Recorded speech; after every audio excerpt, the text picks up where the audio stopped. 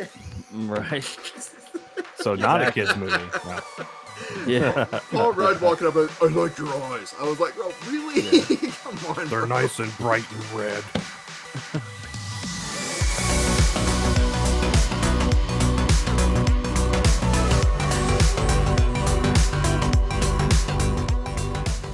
Hey everybody, and welcome to the show. This is Screen Riot. If you're a Patreon member, you saw that we spun and landed on John, and his genre that he got to pick from was action adventure. So he chose Ghostbusters Afterlife from 2021. So John, what'd you think of Ghostbusters Afterlife? Well, I really enjoy it. I've been a Ghostbusters fan since I was a little guy.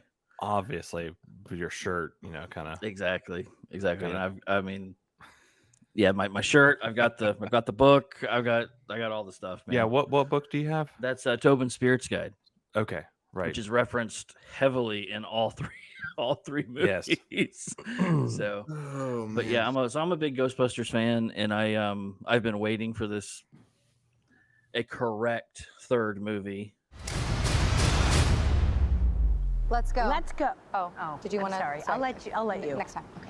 I didn't think we were going to get very political on this show, John, but geez, hating on the third one. What was it you didn't like about it exactly? I mean, All of it. A casting issue or All of it. I didn't like any aspect of it whatsoever. Well, I'm glad that you understand my feelings. No, wait, about most I movies that lied. You guys pick, so Hold on. Oh, go ahead. I'm lying. I did like in that monstrosity of a movie. I did like the proton whips. Those were actually kind of cool. There were proton whips in that movie. Mm-hmm. Yeah, I there didn't were even. I proton didn't whips. even see it. It's in the trailer, I think. It's very. Oh. It's a very short little segment that I enjoyed, Okay. and then I went back to crying. I tried to watch that Wonderful. movie twice and fell asleep both times. The power of penny compels you. But going back to Afterlife, Mm-hmm. once it finally came out. I've been waiting on it for years. Once it finally came out, I went to see it in the theater. It was opening weekend, all that good stuff. I was so excited, and I really liked it. I think that Ivan Reitman's son, Jason Reitman, did a very, very good job, along with Dan Aykroyd and Gil Keenan, of writing a decent script to both honor the Ghostbusters franchise and to give Harold Ramis a proper send off. Yeah. Because the first Ghostbusters was there was a lot of him in creating Ghostbusters. So I think this third film really paid tribute to the man and his character that he created. Yeah. With this movie, I'm a huge fan of the first one. One of my favorite movies. The second one, not so much. Obviously, it didn't. 2016 didn't happen. But this one, I was up with it up until about the Walmart scene. You didn't That like the little is kind of where it marshmallows? lost me. Yes. Was the no people in Walmart unbelievable? Yes. Actually, that's the cleanest and brightest Walmart I think I've ever seen. And It's almost like it was a stage. Yeah. it's almost like product placement. I wonder too if they actually shot it at the kind of like the original Walmart, or it's like where because they were supposed to be in Arkansas or in Oklahoma, right? But I doubt they did not shoot it in Oklahoma, for one, because Oklahoma doesn't have hills, and if they do, I have never seen them. But Arkansas, right next to Oklahoma, that's where Walmart is. So I'm wondering if they maybe shot it in the OG Walmart or something like that, where they get all their new stuff. Well, Ghostbusters, this film was actually shot, and there is some mistakes that you can catch. I don't remember them specifically. It was actually shot in Alberta, Canada. Of course. And well, I mean, Canada right now is giving huge tax incentives. Oh yeah, it's cheap to films. It's crazy how cheap it is. They're competing with Atlanta. Like exactly, the whole right. country of Canada is competing with Atlanta. Yeah, they're using Vancouver as New York City replacement, like for the last few years. Yep. And that what happened because of that is there was some products that are only sold in Canada that are not sold in America. So people are like, Well, that's not Oklahoma. Oh, interesting. Okay, so Okay. they didn't Yeah. actually film it in the States then. That Walmart Right. scene you're talking about? Correct. Most, most likely. Yeah. Gotcha. Yeah. But the thing that lost me there was the Stay Puft thing, like the little minion dudes. I was that's when the tone of the movie just shifted for me.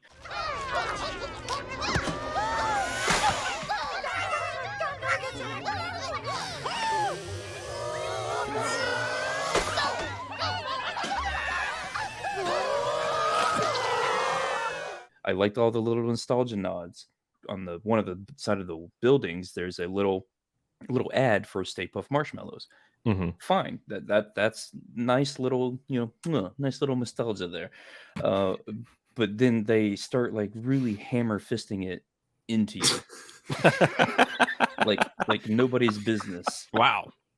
And Okay. that's what I don't know. That's just what I just didn't like that. Like she, okay, here's another example. Like she goes and Phoebe goes down, finds the closet full of Egon's overall suits, Yeah, whatever, right? right. You know, perfect, fine, cool. Yeah. But then in a later scene, there's a gearing up scene with the kids, and they put the suits on for reasons because hey, these are the new Ghostbusters, I guess. Like All the kids would be like this.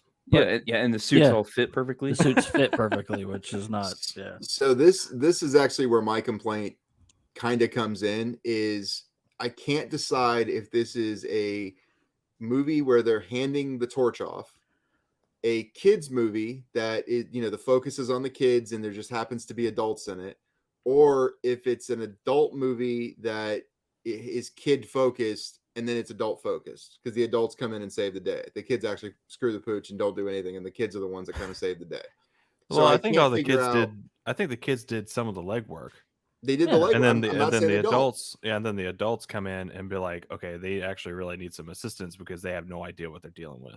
I get Right, it, but that's why I'm saying But that's a problem, though. It's kind of weird. Like I Yeah. can't figure out what they wanted to do. If they wanted to make a kids movie where the kids are the heroines, then the kids, like the adults, can They still have to show win. up. But exactly, the adults can still show up, but then they fuck up, and then the kids save the day still. Yeah. Well, Otherwise, really- otherwise you actually did. deteriorate everything that we just sat through with the kids doing all the legwork of getting Well, up to they- this point.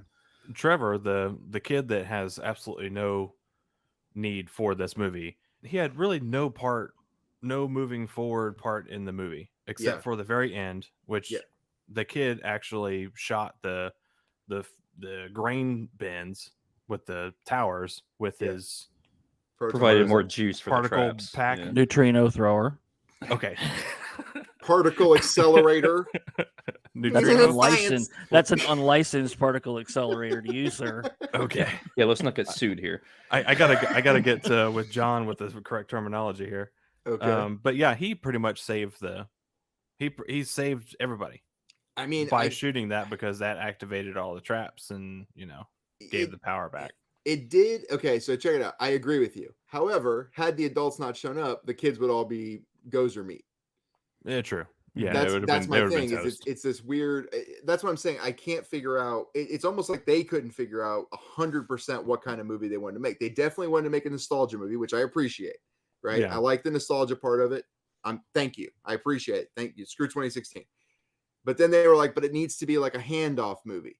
What they should have done is they should have waited for Maverick to come out, gone and watched Maverick, and then been like, oh, we need to make the Ghostbusters version of the. Oh, gotcha. Check. Okay, we got it figured out. But Then instead, I'd it was still like be waiting for the hodgepodge. film. So no, I don't agree with that. What'd you say? Then I'd still be waiting for Ghostbusters to come out. So Well, I don't agree. But I'm just saying it's this. It just can't seem to make its mind up. And then it's got these like really kiddie elements, but then like some super dark kind of adult element. I kind of wish they'd gone more the dark element, dark way. I do like the daughter. I think the daughter's awesome. I don't even hate podcasts. I can deal with podcasts. Mm. Paul Rudd kind of ruins it for me. I like Paul Rudd, but not in this character for some reason. I mean, he's basically Ant-Man, but now he understands science.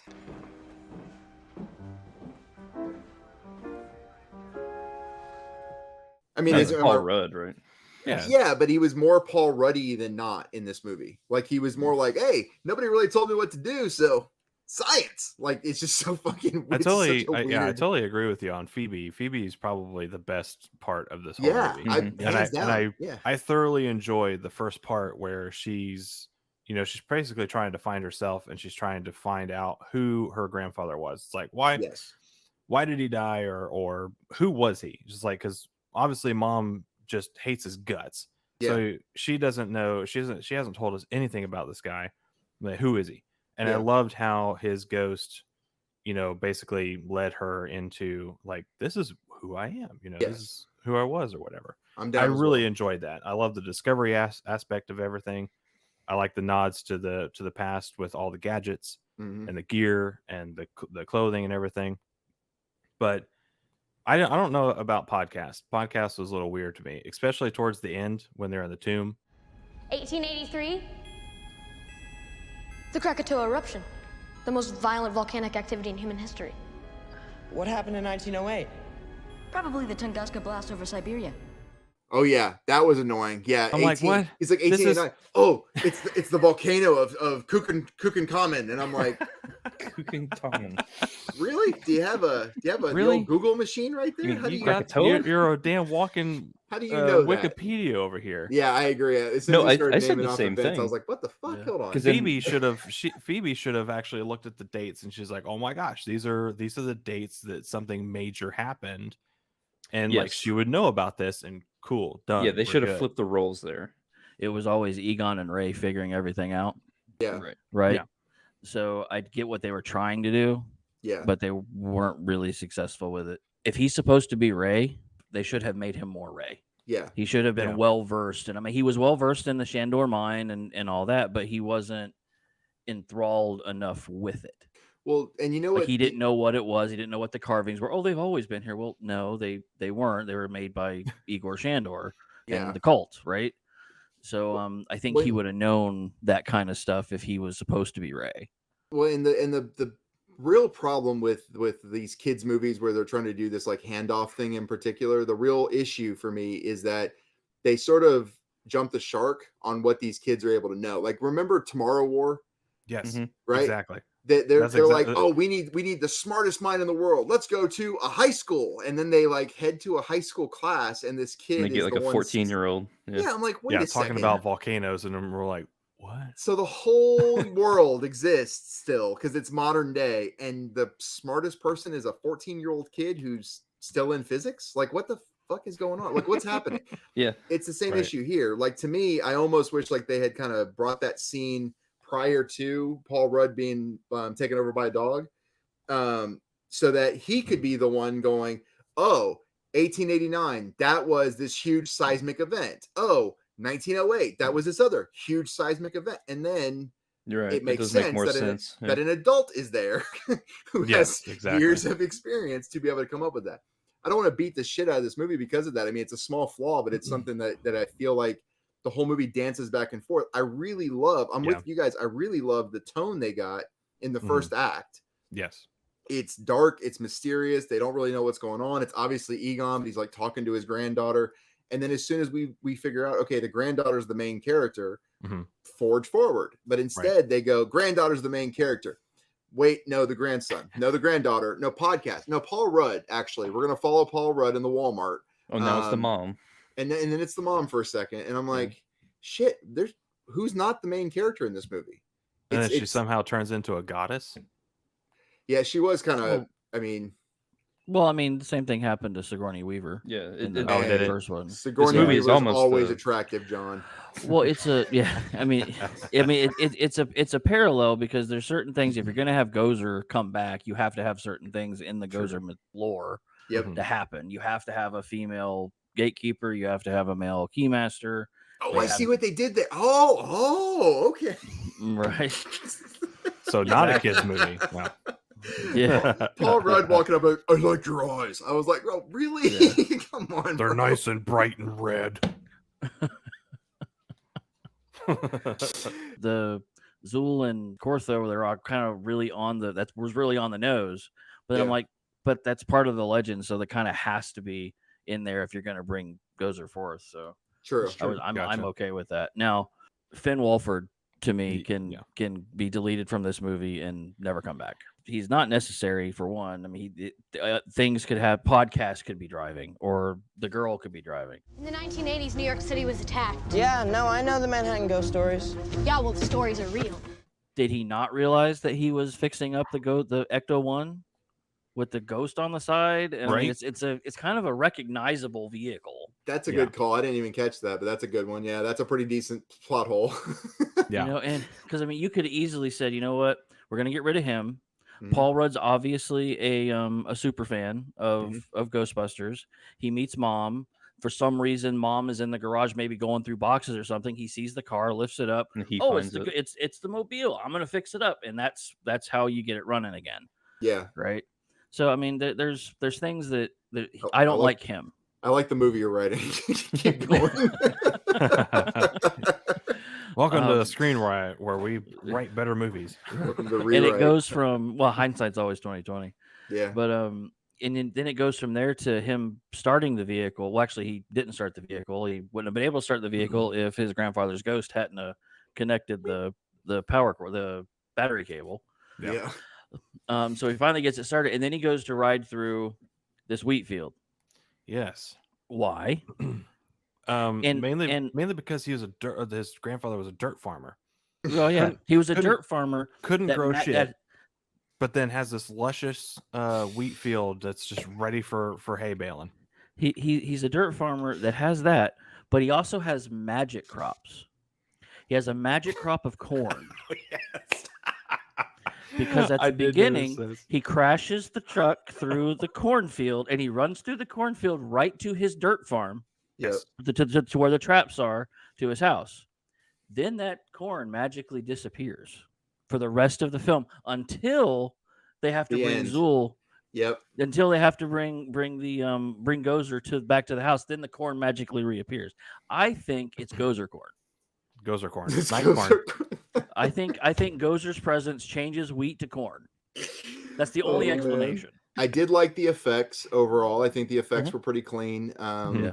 You know, I liked the nostalgia part. Like, the problem I have with a movie like this, here's the problem I have. It's the same problem I have with Maverick.